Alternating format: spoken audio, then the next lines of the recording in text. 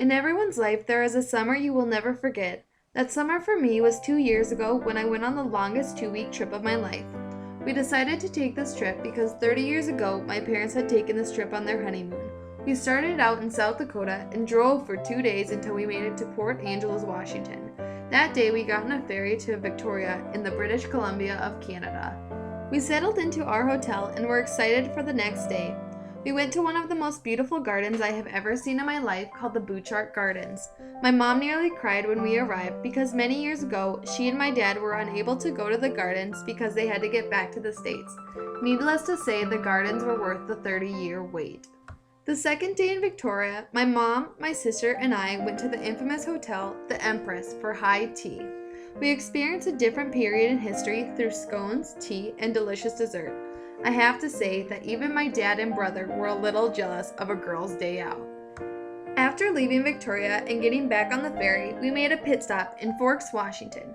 For all you Twilight fans, you know this is where Bella and Edward's story began. The boys in my family did not share near the excitement the girls did when we saw the sign, "The City of Forks welcomes you."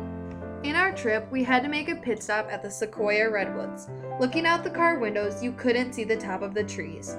We got out to walk through the forest, and some of these trees were wider than our vehicle. The Redwoods is one of those sights that you never think to see, but when you do, you won't forget it. Napa Valley was my sister and parents' most memorable part of the trip. Although my brother and I didn't partake in the wine tasting, we enjoyed the cheeses and desserts, along with the beautiful vineyards. Our last city on the trip was San Francisco. We spent a whole day on the pier just walking around, taking in different sights such as Alcatraz.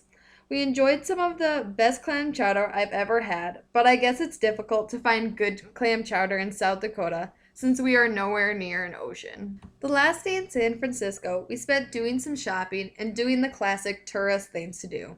We visited the Golden Gate Bridge and walked along it. You never realize how big it is until you walk it. Overall, the trip was a good bonding experience for our family, but we were happy to get back to good old South Dakota.